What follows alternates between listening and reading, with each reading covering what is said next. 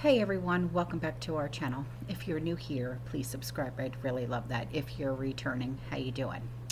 Um, what we're going to be talking about right now is what you guys have sent in to me. Okay, so this is going to be really fun. This first thing is a community member ran across a really interesting picture, and she said, I ran across this.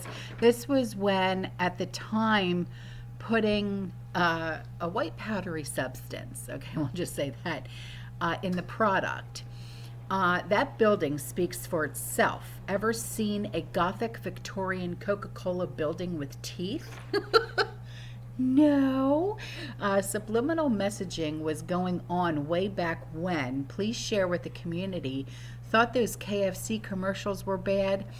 Not compared to this. Looks like a demon face with horns. Even the ingredients are different now. This scares me enough to stop drinking any Coca Cola products.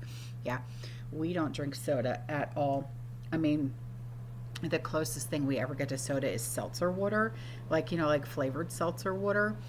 Um, I like the seltzer water that I get at Kroger. Um, and my favorite one is the watermelon, but that's just me. But it's like sugar free, it's all natural, you know what I mean? There's no calories, no garbage, no nothing in it. But that's what we drink here. Besides, you know, coffee, iced tea, stuff like that, lots of water. But other than that, we really don't drink soda at all. I I just think that it's empty calories, and too much sugar is just it's not good for you anyway. You know what I mean? The only time I really take sugar is in my coffee. Other than that, I don't use sugar at all. Um, Except for, well, you know what, when I'm making my sauce, I put a little bit of sugar in my sauce, and that takes the acidic component out of my tomato sauce. But it's literally like just a sprinkle, because that's really all you need, because otherwise, your sauce gets really too sweet, and then you have to add in more salt and this, that, and the other. So who the hell wants to do that? But honestly, yeah. Um,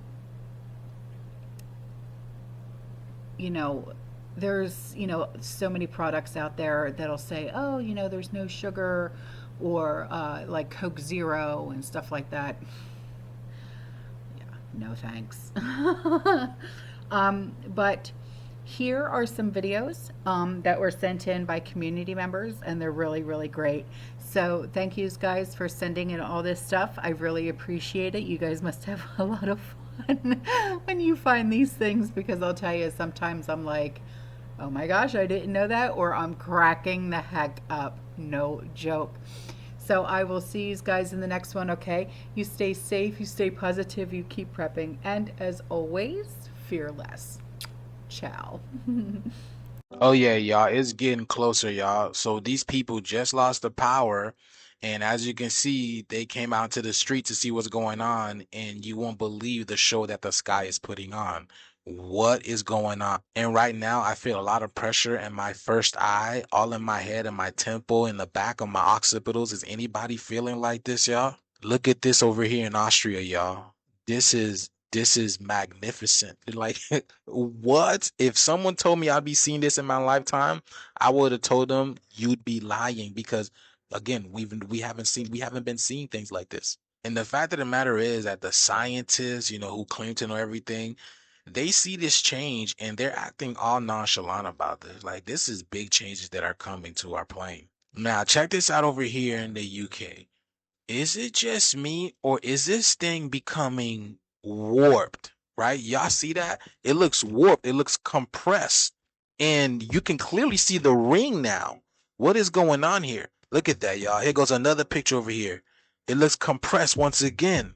This thing used to look like this. Y'all see how it's a perfect sphere? Y'all see that? It's the perfect sphere.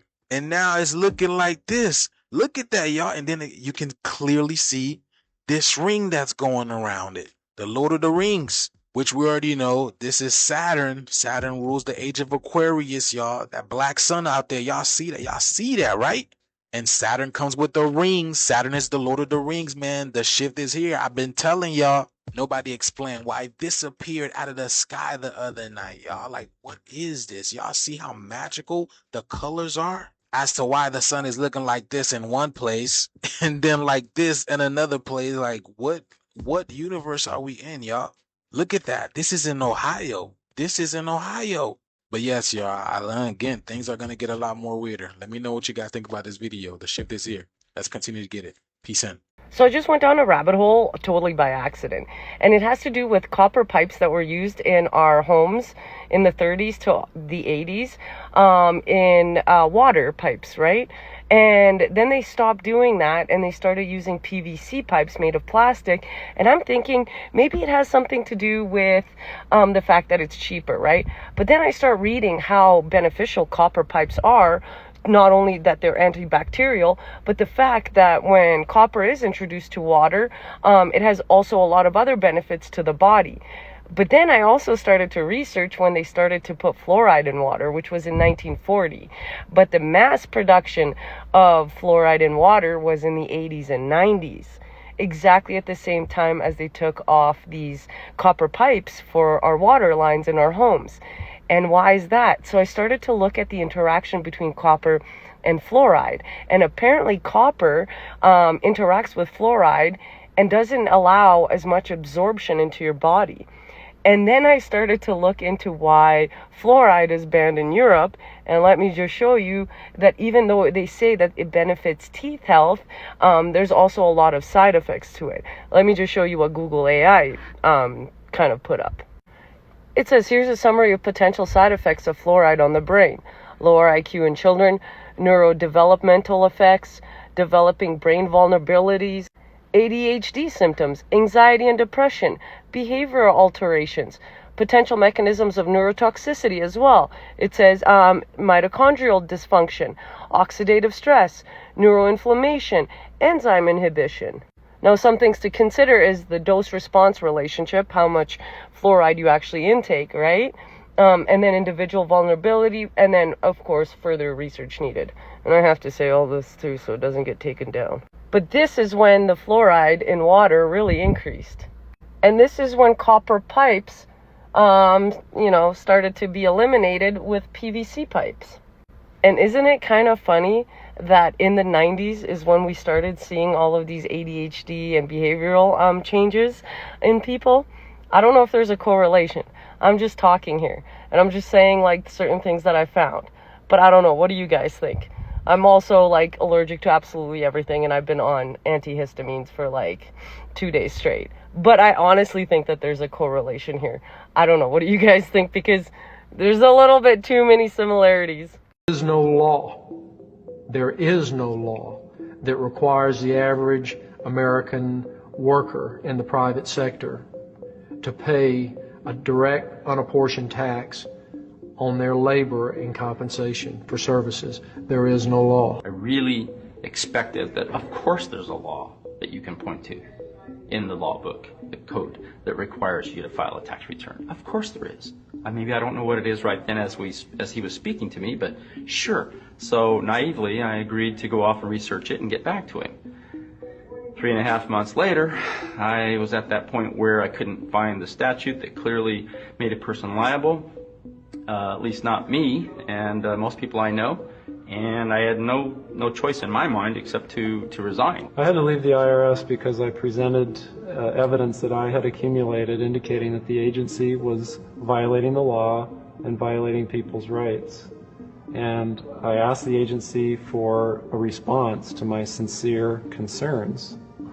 And the answer I got was that they would not respond to my concerns and that they would provide me with the paperwork necessary to tender my resignation. Yesterday I had an 80-year-old woman in my chair, and I started cutting her hair when, completely unprovoked, she decides to tell me that she prefers to let the girls roam free while she's cooking at home.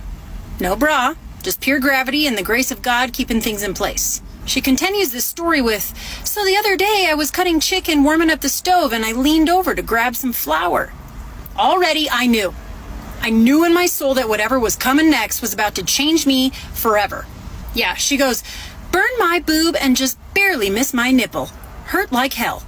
Ma'am, what? Her floppy, unsupervised, ARP-approved lung huggers made direct contact with the burner and just sizzled right up like a hibachi special. I had to pause, put my shears down, and process the fact that this woman damn near deep-fried her own titty cutlet like a chicken tender.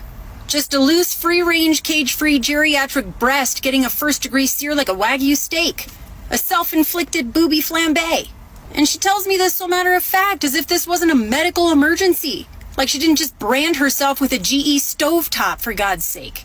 But I couldn't help it, I lost it. I've never laughed so hard in my life. Just realized her areola could have ended up like a toaster strudel. It's like her guardian angel had to throw themselves in front of the flames last second screaming, "Come on, God, not the nipple!" She's got 80 years of wisdom, a lifetime of experience, and somehow not one instinct to recognize the perils of a rogue titty in a high-heat environment. Just living like the laws of physics don't apply to her chest meats. And while I was trying to recover from the mental image of her peeling her own boob off the burner like a grilled cheese, she switches topics. Starts showing me her quilts. What the hell is that? Being a hairstylist is so f***ing weird.